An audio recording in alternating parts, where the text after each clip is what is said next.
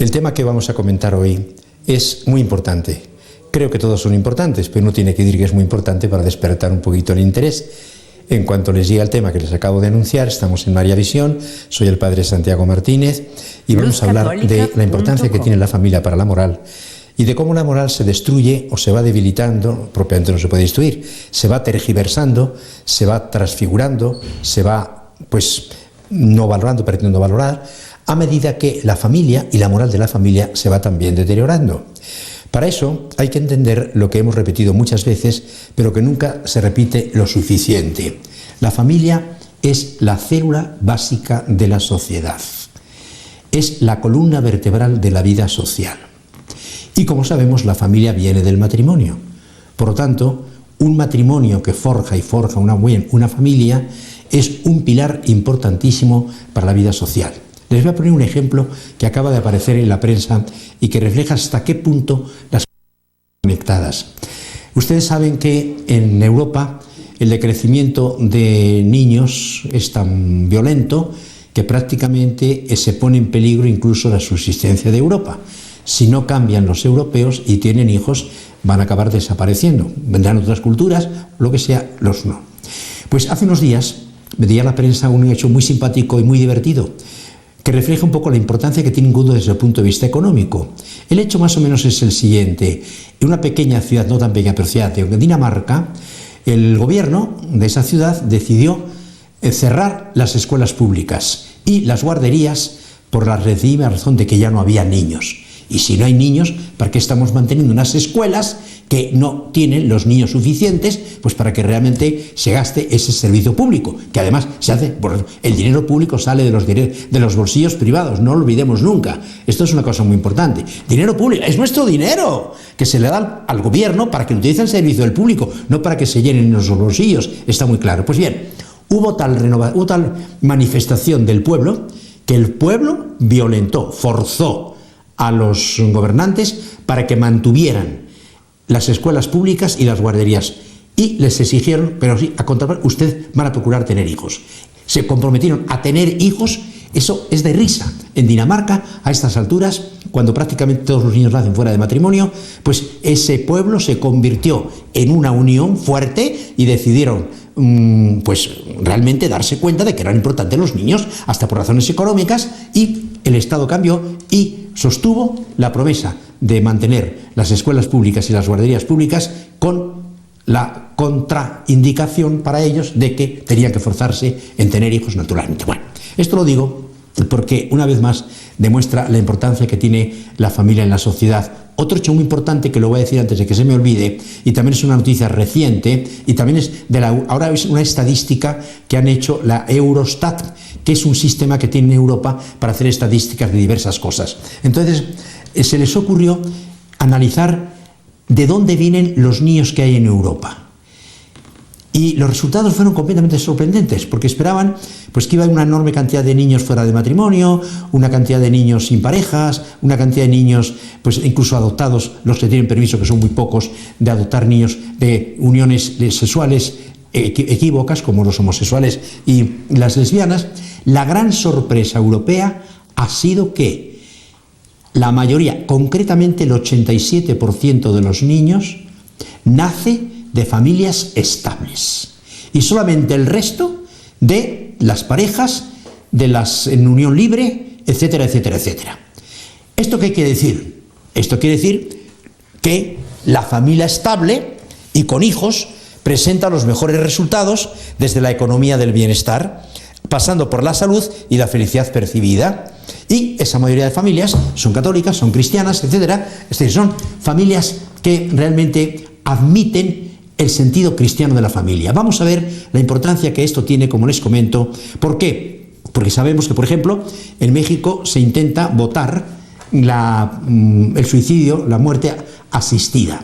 No lo llaman eutanasia, porque pasa como con el aborto. Como ya el aborto es una palabra rechazada, es un asesinato, es un crimen, y la gente lo sabe y se da cuenta, lo llaman interrupción del embarazo. Ya hemos comentado que de interrupción no tiene nada. No es que se interrumpe la luz y luego la General Eléctrica manda otra la luz y ya está. No. Aquí lo que es muerte criminal de un inocente. Y ese al muerto no lo resucita nadie. Eso que quede claro. Bueno, pues con esto pasa una cosa un poquito parecida, ¿no? Es decir, que realmente cuando se habla de eutanasia, no, inmediatamente ponen el grito en el cielo, no, porque la eutanasia es la muerte de un ser para evitar el dolor. Eutanasia quiere decir muerte feliz. Pero ¿quién define cuándo la muerte es feliz? ¿Quién define cuándo la vida es feliz? Eso no me lo puede decir nadie, ni pueden ir de fuera. El único que sé si muero feliz soy yo. El único que sé si muero angustiado soy yo. Con drama soy yo. Como el único que sé si vive feliz o vive angustiado soy yo. Que venga un señor a decirme es el exceso de yo que hay en estos momentos en la sociedad. El famoso yo, todo el mundo se cree yo, supone el supremo creador. Entonces antes, en mi época, cuando yo era joven y no tan joven, todavía cuando yo hacía mis primeros pasos como sacerdote, padre, vénganos a ayudar a bien morir a fulano de tal, vénganos a dar los sacramentos, a rezar, se ayudaba a bien morir. Ahora ya no. Ahora se habla de muerte feliz, porque la eutanasia es una palabra que hay que quitar porque huele mal, huele a crimen, que es lo que es. La muerte asistida, es como le dan ahora, la muerte asistida, la muerte feliz. Y ahora, lo que antes era ayudar a morir, ahora se llama cuidados paliativos, que ni son cuidados, bueno, respeto, hay evidentemente lugares en el mundo, y la Iglesia tiene muchos de ellos, o manejados por gente de la Iglesia, donde efectivamente se cuida y se evita el sufrimiento de los que están para morir. Cuidados paliativos, pero son cuidados. Ahora, la muerte asistida consiste en que tú me pides que te ayude para matarte. Entonces yo ayudo a morir con el consentimiento de otro. Pero es que él no te puede dar el consentimiento. En primer lugar, porque estas personas que piden la muerte generalmente es porque están solas, están con problemas psicológicos. En cuanto a una persona se le ayuda, se la tiene en cuenta, no te pide que la mates, no te pide y ni quiere morir. Es verdad que a veces sufren muchísimo, pues si el médico no es capaz, llama a otro médico, porque hoy el dolor en gran parte se puede quitar. Entonces, vamos a hablar, esto lo digo simplemente como introducción, para que nos vayamos dando cuenta de cómo, desgraciadamente, este progreso que quieren, saben ustedes, que el Código Civil en Argentina lo quieren cambiar. Hay una reforma del Código argentino que, cuando se le pregunta a uno de los mejores abogados en cuestiones jurídicas, lógicamente, que existe en Argentina, autor de varios libros y de un centenar de artículos publicados en revistas jurídicas, pues este señor pregunta, ¿cuáles son los puntos controvertidos del proyecto de reforma del Código Civil y de qué modo afectará a la sociedad argentina? La contestación exacta es la siguiente: el fin de la reforma es envilecer al pueblo argentino. La vida se subordina a los experimentos de ingeniería genética y fecundación artificial. En el matrimonio se suprime toda obligación, hasta el deber de la fidelidad. Se mantiene el homomonio con facultad de adoptar y se inventan parentescos homosexuales donde no hay vinculación natural ni de adopción. ¿Qué similitudes tiene con legislaciones contrarias a la vida vigentes en otros países como en España, desgraciadamente? Peor aún que la legislación española, porque se legaliza el alquiler de vientres. Bueno, esto mismo es lo que está sucediendo ahora en México, que para allá vamos. Empezamos con el divorcio, seguimos con el aborto, fecundación in vitro, ingeniería, todo este tipo de cosas, con pretextos de mejorar la raza, etcétera, etcétera. Ya nos cargamos a los niños, ahora vamos a cargarnos a los viejos, que después de todo el seguro social está carísimo, cada vez viven más, cada vez producen menos y hay que quitárselos del medio porque ya no son productivos. Y ya sabemos cómo los seguros están en gran parte con un problema tremendo, porque como no ha habido hijos, como no han querido la natalidad, pues ahora está, como he comentado tantas veces, que antes 5 jóvenes manteníamos a un viejo, a un jubilado, ahora un joven mantiene a 5 jubilados, que además cada vez serán más, por eso algunos países ya están retrotrayendo la edad de la jubilación. Antes ya empezaban a jubilar a los 45 años, a los 50, a los 55, 60, 65, ahora ya no. En primer lugar, me parece una barbaridad que la gente está sana, se la jubile. Si quieren seguir trabajando, que trabajen. Yo sigo trabajando con muchísimo gusto, mientras yo me dio la inteligencia clara. Pero ahora ya no. Ahora lo que pensaban que iba a ser muy fácil, una vez cuando el gobierno se convierte en Estado, cuando el gobierno se convierte en Dios, se echa a perder todo. El Estado, el gobierno, la familia, la sociedad, todo. Esto hay que decirlo muy claro. No se pueden violentar las leyes morales. Y por lo tanto no se puede fomentar ni se puede violentar la moral de la familia, que es el tema que quiero tratar el día de hoy. Vuelvo a recordar, tenemos en la teología de la Iglesia, tenemos unas ideas muy claras sobre este tema.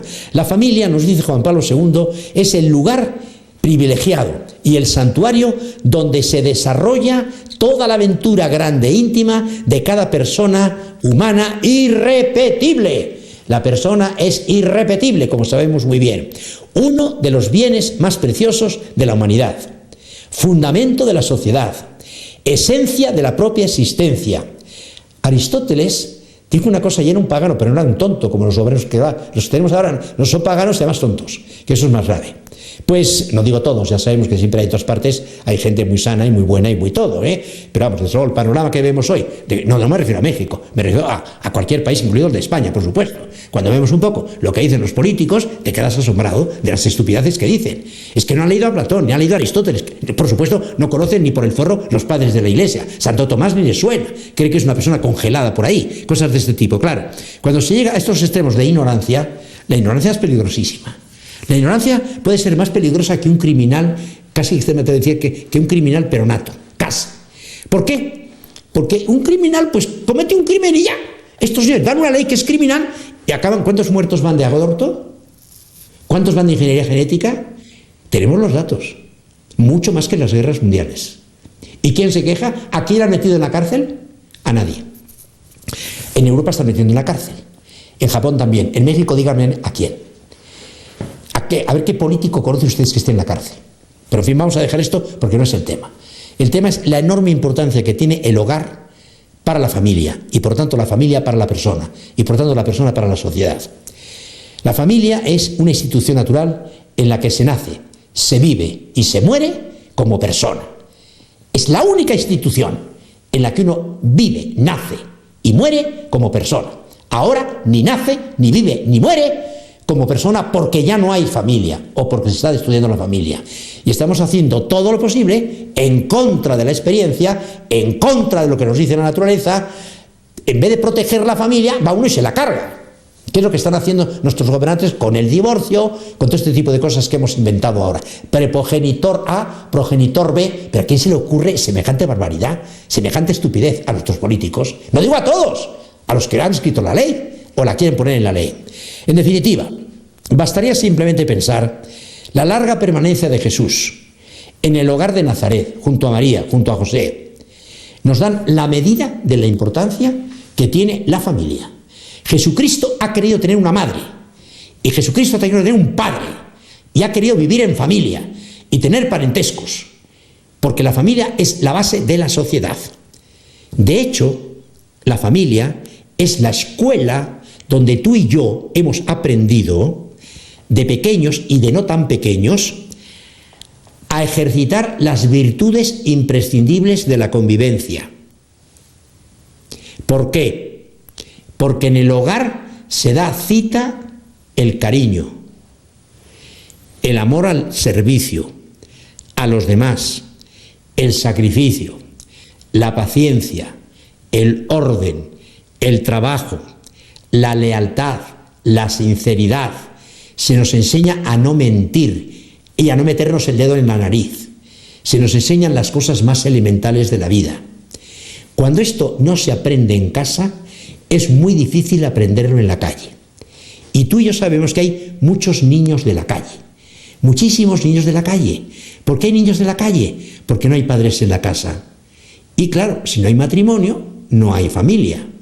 Ahora, como son unos egoístas, estos egoístas que quieren casarse, pero si no creen en el matrimonio, ¿cómo quieres casarte si no quieres tener hijos? Si quieres cambiar de mujer cuando te dé la gana, si no eres capaz de prometer fidelidad, ni siquiera eres capaz de llevar dinero a la casa. ¿Cuántas mujeres hay en México, en Guadalajara, hoy día un tanto imprescindible de gentes que mantiene? ¿Por qué? Porque los hombres son unos huevones, perdónme la expresión, pero es la verdad. Muy buenos para irse a la cama y muy malos para bajarse y mantener la familia. ¿Dónde está el eclipse del padre? Se ha hablado mucho en el siglo XX. El eclipse del padre, la huida del padre, el fracaso del padre. ¿La culpa aquí la tienen? Curiosamente las madres, porque no hemos educado bien a los hijos, o no han educado bien a los hijos. El padre y la madre se requieren para que haya una buena educación, para que haya una buena moral. Por tanto, como decía Juan Pablo II, no hay hombres desechables, no hay niños desechables, no hay familias desechables. Es necesario hacer lo imposible para que la familia no sea suplantada. Ya tenemos, pues eso, cartones desechables, botellas desechables, todo lo que tú quieras. Tenemos todo desechable, niños desechables, abuelos desechables, viejos desechables, y ahora queremos encima desechar lo poco que quedaba de la familia, aunque como vemos la familia sigue subsistiendo y con una fuerza enorme y cada vez mayor. Porque los señores que no se casan no van a tener hijos, se van a extinguir solitos. Las lesbianas y los homosexuales, no hace falta matarlos, no hace falta encarcelarlos, se van a acabar solitos. Se van a acabar solitos. Y la prueba es que estábamos viendo. Las estadísticas nos dicen, los niños nacen en familias estables, que quede perfectamente claro. Por eso es muy importante hablar de la importancia que tiene la moral familiar. De una moral familiar sana y favorable depende la salud integral de la persona. Toda la ciencia moderna corrobora que no hay nada mejor para el desarrollo completo de la persona humana que un ambiente de familiar adecuado. Por eso hemos dicho que es la base de la sociedad. La sociedad actual es especialmente sensible a los problemas relacionados con la familia y con la moral. Hechos recientes de todos conocidos lo ponen claramente de manifiesto. Estamos acostumbrados a considerar a la familia como efecto del bienestar social. Y no se nos ocurre pensar que ella no solo es efecto, sino que realmente es la causa de ese bienestar social. La historia y la sociología nos indican cómo los pueblos que quieren progresar y desarrollarse comienzan por vitalizar la familia. Y conocemos, Toynbee, el famoso historiador de las civilizaciones, nos lo dice, cómo muchas civilizaciones han muerto precisamente porque se ha ido desnaturalizando de una manera o de otra la familia. La familia natural, monógama y estable, tal como los designios divinos la han concebido y como el cristianismo la ha santificado, debe permanecer como punto en el que coincidan las diversas generaciones que se ayudan mutuamente a aumentar la sabiduría que se transmite de padres a hijos, abuelos, nietos, etcétera, etcétera, etcétera. Se defienden los derechos de la familia y con ellos los derechos de la sociedad. De una moral familiar sana y favorable depende la salud integral de la persona, la salud integral de la comunidad. Si no hay sociedad sin familia, la madurez de aquella dependerá de lo que resulte de esta. Pocas veces como ahora la familia ha sido objeto de atención y estudio. Por todas partes se habla de la problemática de la familia, de las crisis de la familia, del problema de los hijos, se estudia la historia de la familia, se ha creado una filosofía de la familia, una teología de la familia, una psicología de la familia. Muy bien, todo eso me parece estupendo. Pero lo que no me parece estupendo es que hemos empezado a atacar pedazo a pedazo la familia. Y cuando hemos querido componerla ya no tenemos las piezas, porque las piezas están desarticuladas. No hay matrimonio estable, no hay hijos, cada vez menos. Y entonces, ¿qué sucede? Que la gente se casa menos, que incluso el matrimonio civil está desapareciendo. Como decían los divorcistas, lo han dicho claramente. No nos importa el matrimonio, que queremos la desaparición del matrimonio. Pues a ver cómo vamos a hacer una sociedad sin matrimonio y sin familia. A ver, hablarse de sinvergüenzas, de prostitutas y prostitutos, perdónenme la expresión, vamos a hacer una familia.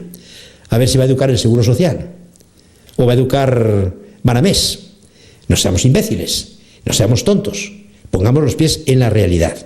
El Concilio Vaticano II ha estudiado algunos de los problemas morales y teológicos que afectan a las familias, integrándolos en el conjunto de problemas urgentes a resolver por la Iglesia en el mundo actual. Y hoy nos pasa una cosa muy parecida. Hoy nos pasa que de nuevo la Iglesia está, como saben ustedes, preparando el sínodo que se celebrará en octubre sobre el tema de la familia.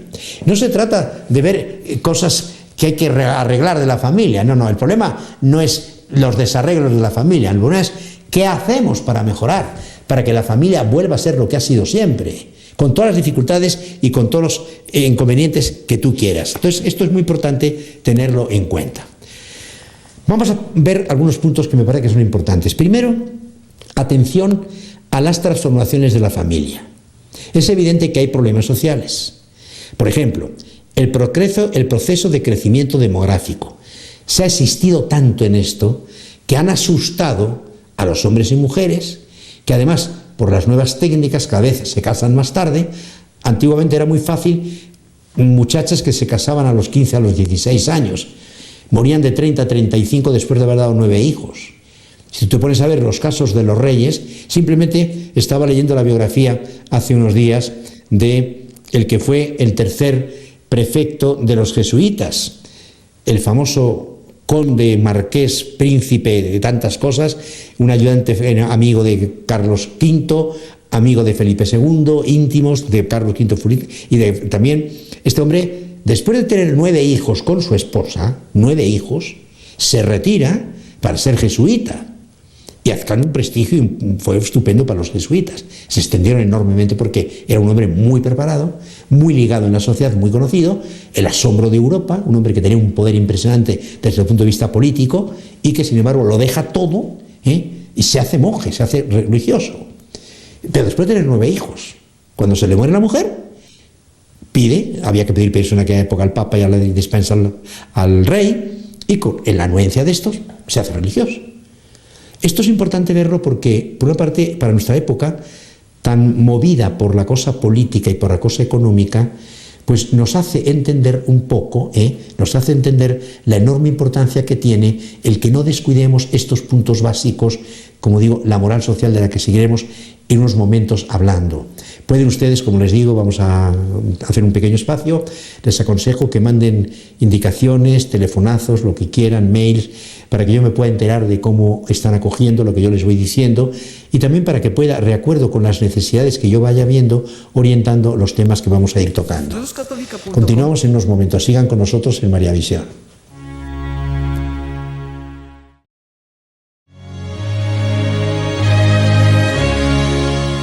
Efectivamente, los problemas que tiene la familia hoy en gran parte dependen de una serie de transformaciones que la misma sociedad ha venido produciendo y hay que ser conscientes evidentemente de todo esto. Por ejemplo, el proceso de crecimiento demográfico, aunque se haya asustado y haya acabado hoy se habla mucho de paternidad, yo diría responsable, cuando lo que es una paternidad confortable. La gente quiere 2 niños o 1 como máximo, 3 como máximo, y a partir de ahí ya se ve que es familia numerosa.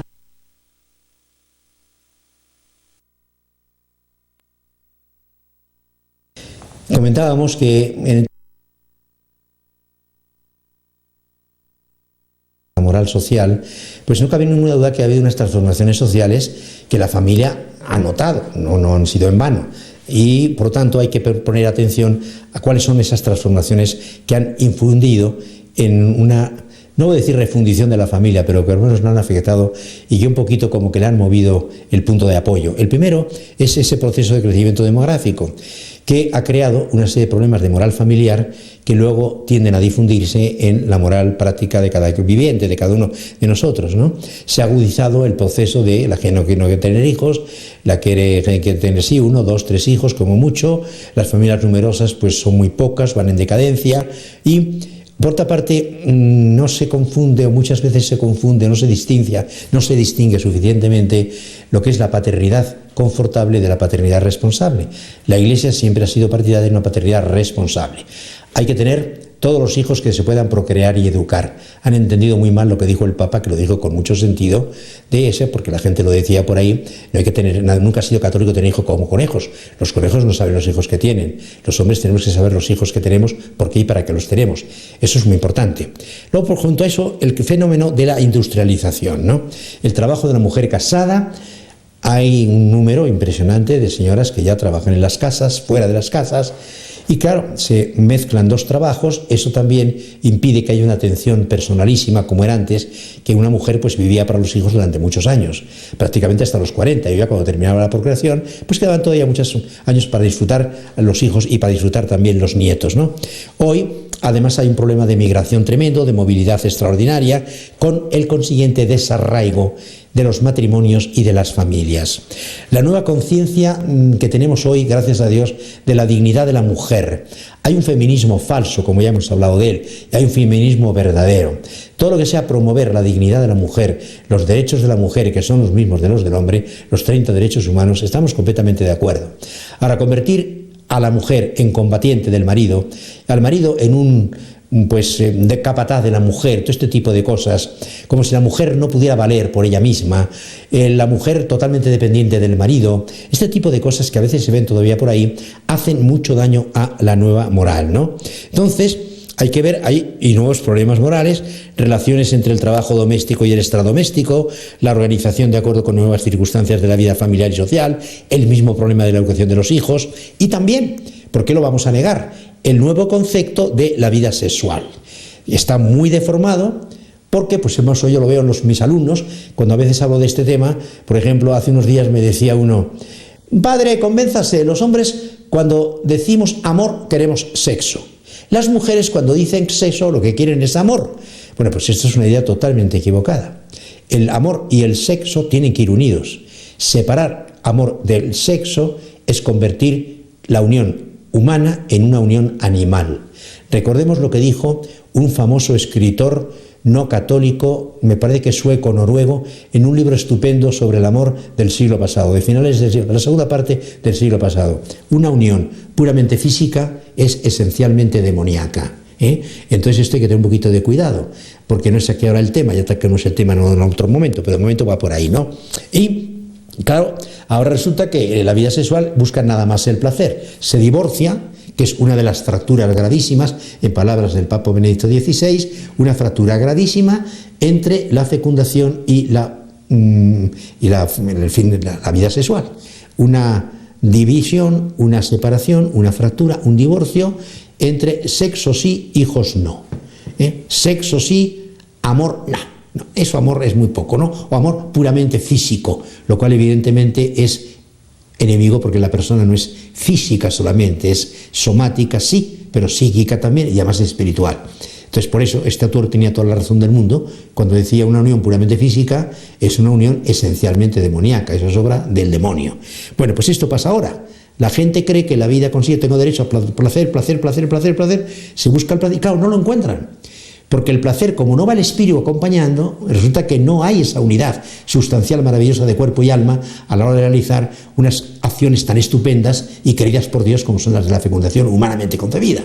Esto hay que tenerlo siempre en cuenta. Junto a esto, esta gravísima fractura que acabamos de comentar, hay elementos positivos y negativos en estas transformaciones. Por ejemplo, negativos. Lógicamente, pues hay, como se ven menos, como el marido sale volando por la mañana y la mujer sale volando cuando puede y llegan a deshora y no comen juntos muchas veces y hasta cenan a deshora, cosas de ese tipo, hay tensiones, hay dificultades, hay crisis de autoridad, hay una libertad muy autónoma, sin responsabilidad. El mismo ambiente familiar pues no se crea, no hay ambiente apenas los domingos cuando están todos juntos, entonces la gente tiene un poquito ganas de descansar, no hay el sacrificio suficiente para desvivirse los unos por los otros y lógicamente se producen pues distanciamientos. Positivos, como todo en esta vida hay cosas positivas. Los valores de la moral familiar que aparecen cada vez más claros. El concepto personalista del amor conyugal. No somos animales. La vida conyugal es de persona con persona, humana, masculina y femenina. Eso es. Y esto es muy importante. El personalismo es una corriente filosófica muy importante y muy interesante del siglo pasado, casi toda ya de católicos o protestantes cristianos. El personalismo, que tiene una extensión muy fuerte en estos momentos y que hay mucha gente que tiene una manera de ver la filosofía muy sana, porque se pone la persona como cima de todo, de toda la creación y toda la cultura, ¿no?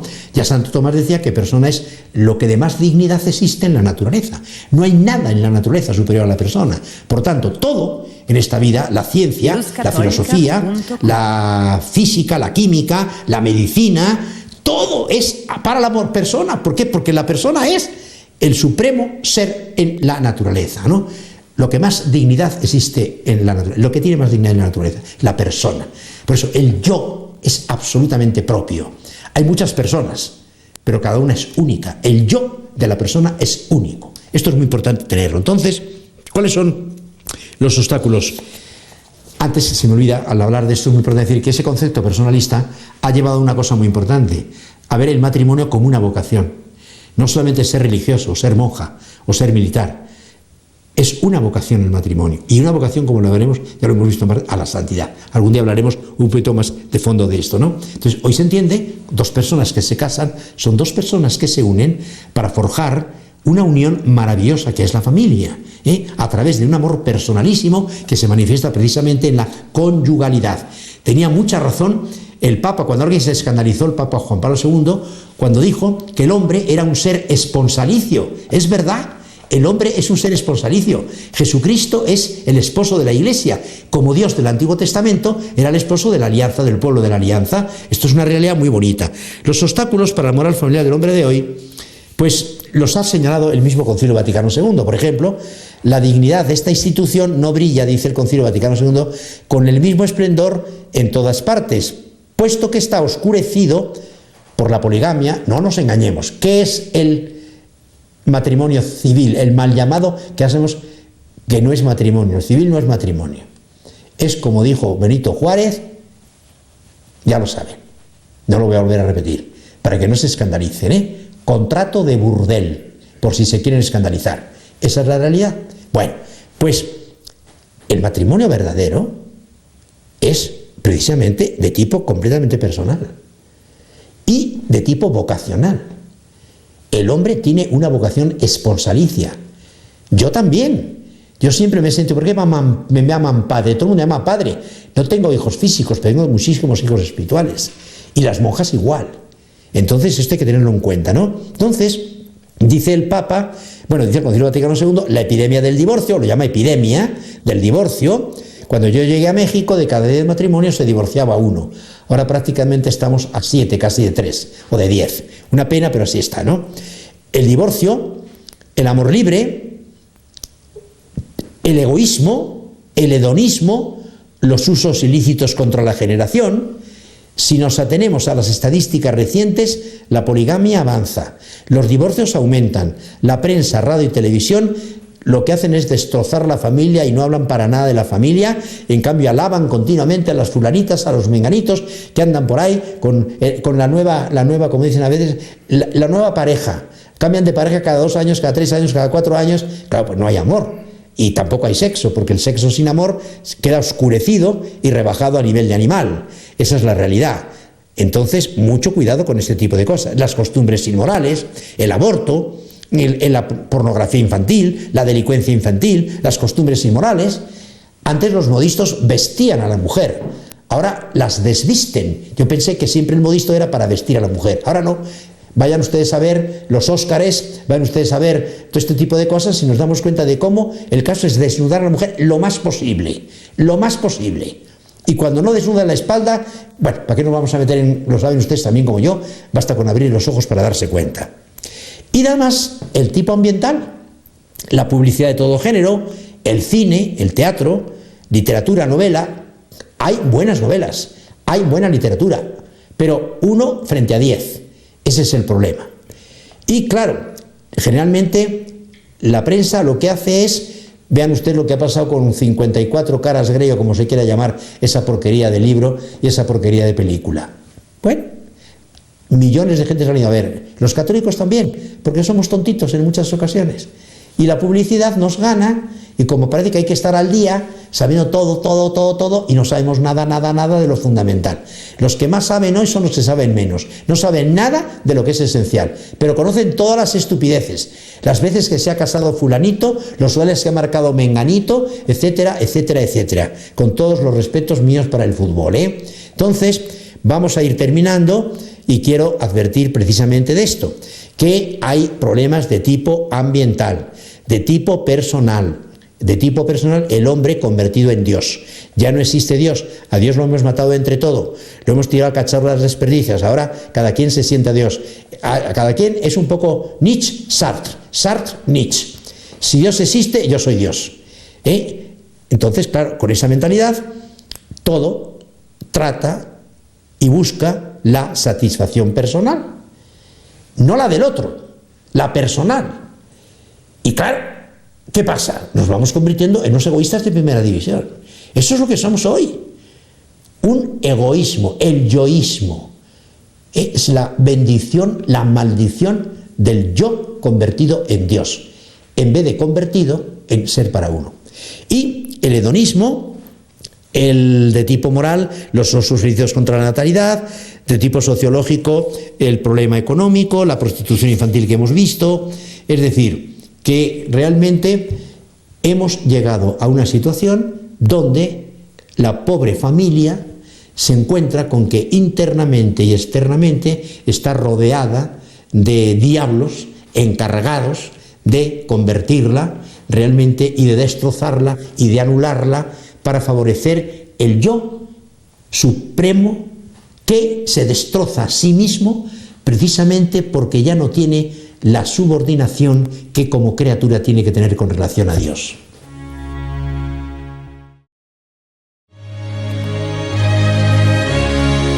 Como ven, hemos visto los problemas, pero no nos limitamos a señalar problemas.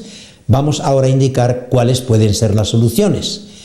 A mí me parece que algo que puede entender. En primer lugar, la familia constituida por un amor conyugal auténtico. El matrimonio es un contrato contra el egoísmo. Amor integral que abrace el amor físico, que se hace humano y espiritual. Amor que estima la fidelidad, que reconoce la dignidad del hombre y la dignidad de la mujer, el papel complementario que tienen ambos y que están comprometidos para garantizarse la propia felicidad y la felicidad de la descendencia que Dios les dé. 2. La fecundidad en el matrimonio, perder el miedo a los hijos. Entre otras cosas, porque como ahora se casan tan tarde, es muy difícil, familias muy numerosas, salvo las que se casan, claro, con 16, 18, 20 años, que pues hasta los 35, que es la fecundidad normal, diríamos, estadística, pues muy bien, pero luego ya pues no hay nada que hacer, ¿no? Entonces hay que tener muy cuidado con esto. En segundo lugar, en tercer lugar, entender el matrimonio como una verdadera responsabilidad y como una verdadera vocación. No se hablaba hasta ahora de la vocación al matrimonio. Había vocación para todo. Llamada que se sentía o veía de Dios, por supuesto, para ser monja, para ser religioso, para ser sacerdote, en Europa para ser médico, para ser militar, como que se suponía que era una vocación un poco especial, como que requería una señal un poquito más fuerte por parte de la persona que la contraía, pero se pensaba que el matrimonio era una cosa tan natural, que pues no se hablaba de que fuera una vocación a la santidad. La gran importancia que tiene hoy es que los casados tienen que darse cuenta que Dios les llama a un nivel muy alto de vida conyugal, que supone la santidad, el heroísmo, por tanto, de todas las virtudes cristianas, vividas día a día, en las 24 horas de cada día. Por tanto, ni la paternidad meramente biológica ni la paternidad confortable son cristianas. Hay que madurar para alcanzar la paternidad responsable. Entender el matrimonio como una llamada a la santidad. El matrimonio no es para los imperfectos ni para los mediocres. Los verdaderos héroes del mundo moderno no son el Juli ni el cristiano futbolista me refiero, son los padres de familia numerosa y pobre. Esos son los verdaderos héroes del mundo moderno que no suelen salir en los periódicos y que no saben en quién es quién, tampoco suele salir ahí. La familia, factor esencial del progreso humano.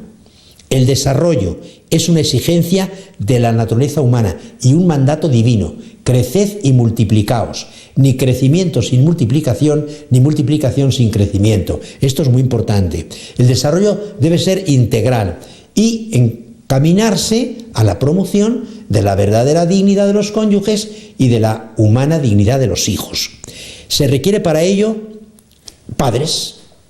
Por lo tanto, hace falta casarse, hace falta comprometerse y comprometerse de por vida. Porque eso sí, un compromiso por 3 días, un compromiso, eso en las cosas económicas quizá o en las cosas comerciales podrá surgir, pero en la vida humana no. Compromiso que lleve a un verdadero diálogo. Los padres deben dialogar, deben ser ejemplo constante y consejos prudentes para los hijos. Y luego está muy bien educar en la libertad y en la responsabilidad, en la libertad responsable. Pero recordar que la libertad no es, como dice ahora la gente, yo hago lo que quiero, lo que me da la gana, a mí qué me importa, yo soy lo que hago, yo soy lo que digo, yo soy lo que quiero. Entonces, la libertad, como hemos comentado muchas veces, no es omnipotencia. La libertad no es independencia. La libertad no es desvinculación. La libertad no es tampoco arbitrariedad. La libertad es compromiso. Es amor que lleva a dar la vida por los demás. Es la voluntad de hacer el bien al que tengo delante, de encontrarme sin convertirlo en una figura desechable, alguien que no me importa. Como decía el Papa recientemente, hay que aprender a sufrir con el que sufre, a llorar con el que llora, a lamentarse con el que se lamenta y también a ser feliz con el que es feliz, al reírse con el que se ríe. Pero todo esto depende de tu libertad como depende de mi libertad. Depende de tu cara como depende de mi cara. Ahora, todo esto supone también, y ahí es donde está el problema clave, la sociedad. No digo la sociedad, sí, la sociedad sí, pero el gobierno social. Esto es muy importante. ¿Por qué? Porque hoy tenemos una inmoralidad pública completa. ¿Por qué? Porque no dicen nada a los gobernantes. Les parece todo muy bien. Se trata de sacar votos, que no se me enfaden los fulanitos, los menganitos, los zutanitos, y estamos permitiendo todo lo malo y prohibiendo todo lo bueno. Esto es totalmente absurdo, pero es un hecho. Moralidad pública. Ya, esto no es una cosa católica, por favor. La moralidad es y algo que pertenece a la sociedad, al hombre como tal, a Platón, a Aristóteles, igual que a mí o que a cuatro cualquier. Y Aristóteles sabía muy bien que la ley es para el bien del hombre, para el bien común. La moralidad es para el bien común y se requiere una moralidad. Policía viene de pulichía, que es limpieza, porque el mar hay que limpiarlo, por eso hay policía, pero solamente perseguimos al ladrón. Bueno, al ladrón que no es, claro, el ladrón de más arriba, al de abajo. Esto lo sabemos todos, no hay que escandalizarse porque es la realidad. Que nos duele, por eso lo digo, para que nos duela y hagamos algo por quitarlo. Yo me siento responsable de decir estas cosas porque las veo y no basta con dar la solución y sigue igual. Y ustedes igual. Aquí estamos llamados todos. Todos tenemos una responsabilidad, más o menos, pero todos tenemos responsabilidad, desde que tenemos uso de razón. Por lo tanto, moralidad pública, prosperidad y cierto bienestar domésticos. Hay mucha familia pobre, mucha familia necesitada. Y ya sabemos que no consiste en que el Estado llegue y por unos pocos empieza a repartir laptops, empieza a repartir comida gratis.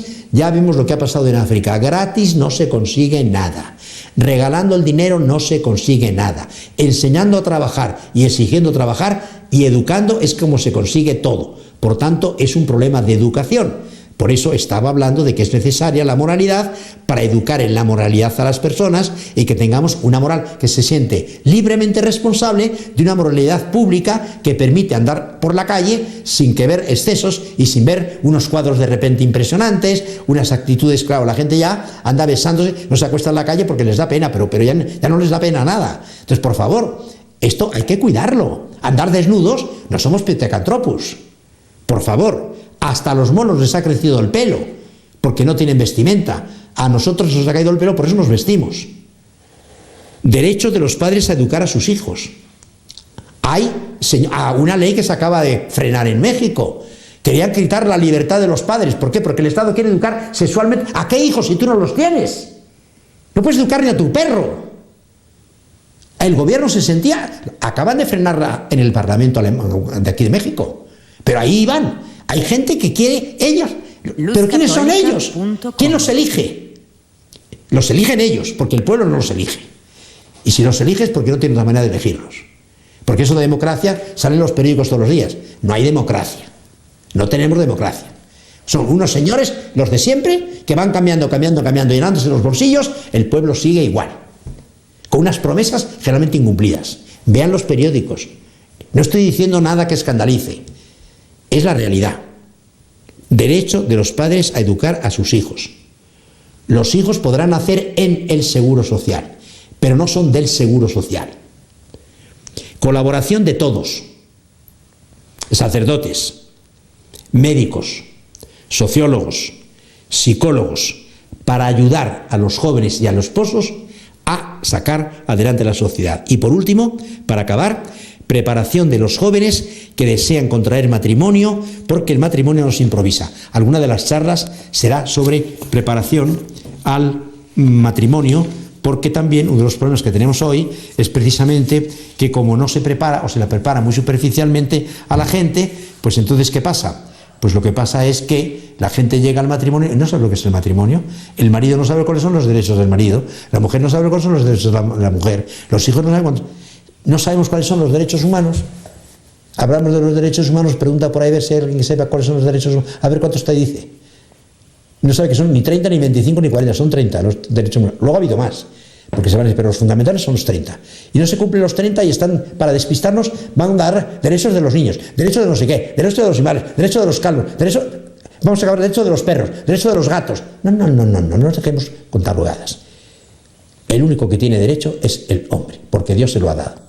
Y por tanto vamos a garantizar los 30 derechos humanos, que ahí están todititos todos. Si queremos analizarlos un poquito más, se puede, yo no digo que no me opongo, pero no a que quieran hacer derecho de lo que es contraderecho. El aborto un derecho, pero si es el asesinato, ¿cómo va a ser un derecho al asesinato? ¿Cómo va a tener derecho una mujer a matar a su hijo? Un hombre a matar a su hijo, a matar a su padre, a matar a su madre. Estamos locos. Tú no tienes derecho tampoco sobre el que está muriendo. Vamos a desconectarle. No. ¿Por qué? ¿Sí? Una cosa es, tampoco va a ser la terapia, como decimos, el encarnizamiento terapéutico, tampoco. Pero recordemos, vamos a terminar recordando que una sociedad sin moral es una inmoralidad social y que por lo tanto en una sociedad de ese tipo empieza la corrupción de abajo arriba y luego de arriba abajo. Nos vamos corrompiendo todos y naturalmente vamos destrozando la sociedad. Si queremos una sociedad libre, sana, alegre y humana, vamos a poner la ley de Dios en su sitio y de esa manera las cosas funcionarán como deben funcionar. Termino sencillamente comentando, sigan ustedes con Mariavisión, me despido de ustedes y ya saben, pueden seguir mandando a la dirección de Mariavisión, telefonazos, mails, etcétera, y yo iré tratando de responder lo mejor que pueda a las cosas que ustedes me van indicando. Sigan ustedes con Mariavisión.